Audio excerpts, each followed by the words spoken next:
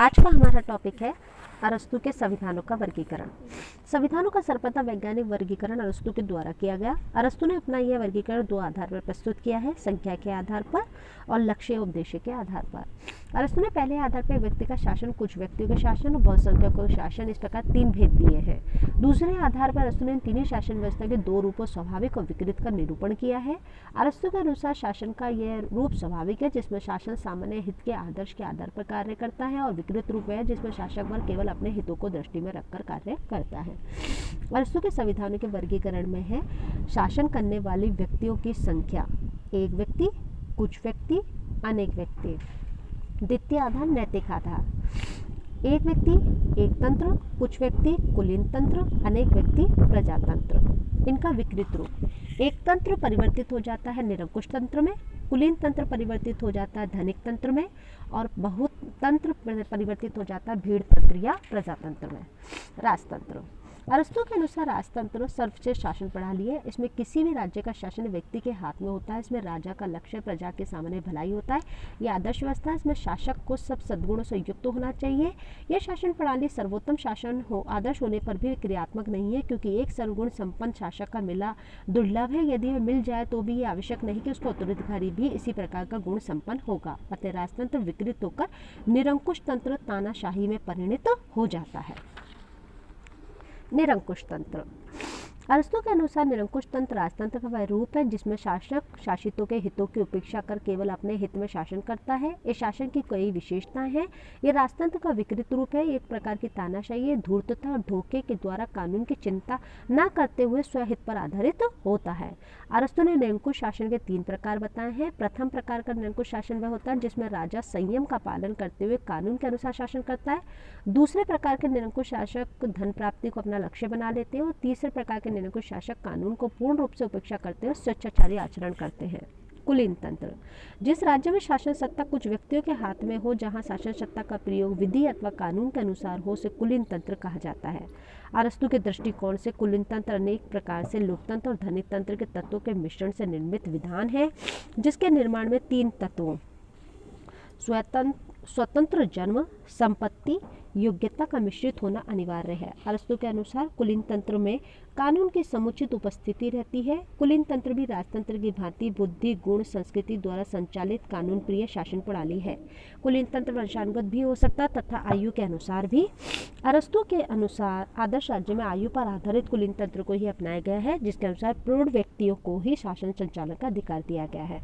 धनिक वर्ग तंत्र, अरस्तु के अनुसार धनिक तंत्र एक ऐसा शासन विधान है जिसमें संपन्न कुलीन लोग शासन संचालन करते हैं। वे अल्पमत में होते हैं। इस परिभाषा के आधार पर धनिक तंत्र में दो विशेषताएं दृष्टिगोचर होती हैं। इसमें सत्ता संपत्तिशाली वर्ग के हाथ में रहती है, और इन संपत्ति स्वामित्वों की संख्या अल्पमत में होती है।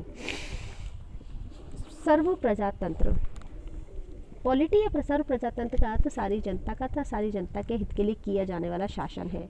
हमें स्मरण रखना चाहिए कि अरस्तु मध्यम मार्गी था। दार्शनिकता से अतिवादिता पसंद नहीं थी। इसे राजतंत्र कुलीन तंत्र की अपर्याप्तता को देखते हुए सर्व प्रजातंत्र पॉलिटी से ही सर्वश्रेष्ठ शासन प्रणाली जान पड़ी।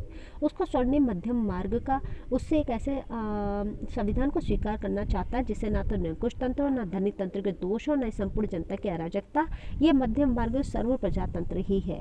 इस विधान के अनुसार विचार है, सामान्य शब्दों में पॉलिटी या दो विधान धनिक तंत्र और प्रजातंत्र के मिश्रण को कहते हैं, किंतु सामान्य व्यवहार में यह नाम उस मिश्रण का है जिसे प्रजातंत्र की ओर झुकाव पाया जाता है।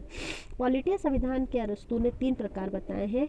पॉलिटिया का प्रथम प्रकार वह है जिसमें प्रजातंत्र धनिक तंत्र के तत्व समान रूप से ग्रहण किए जाते हैं। दूसरे प्रकार के पॉलिटिया में इन दोनों प्रकार के विधानों का तात्माध्यक निकाल लिया जाता है। दोनों सिद्धांतों को माध्यक के आधार पर कार्य किया जाता है। तीसरे प्रकार का पॉलिटिया में जिसमें प्रजातंत्र धनिक तंत्र के तत्वों को आंशिक रूप से अपनाया जाता है। प्रजातंत्र या भीड़ तंत्र, प्लेटो की भांति अरस्तु प्रजातंत्र का आलोचक है, किंतु इसके कुछ गुणों को भी स्वीकार करता है।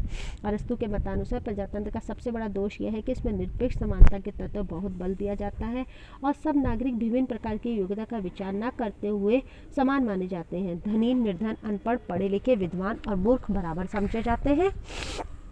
इस स्वतंत्रता के आधार पर नागरिकों को समान अधिकार देता है, किंतु अधिकारों की समानता स्वतंत्रता शीघ्र ही नियंत्रण के अभाव में अराजकता में परिणत हो जाती है। अरस्तु के दो आधारों पर प्रजातंत्र का वर्गीकरण किया है। पहला, प्रजातंत्र का राजनीतिक स्वरूप और दूसरा सामाजिक स्वरूप।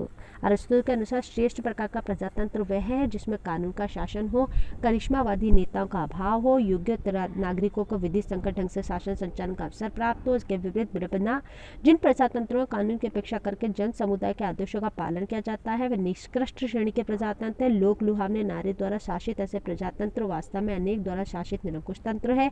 नारेबाजों का प्राधान्य एवं कानून निर्माण के उपेक्षण प्रजातंत्रों को एक व्यक्ति द्वारा शासित अत्याचार तंत्र के समरूप बना देते हैं।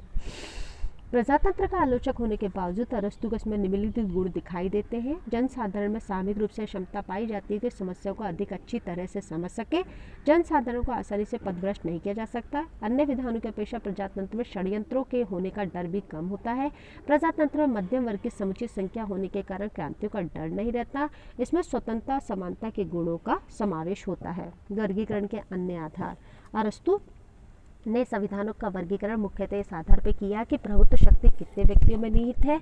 इसमें गणनात्मक आधार के अलावा उसने वर्गीकरण के 3 अन्य आधारों का भी प्रयोग किया। पहला आधार आर्थिक है।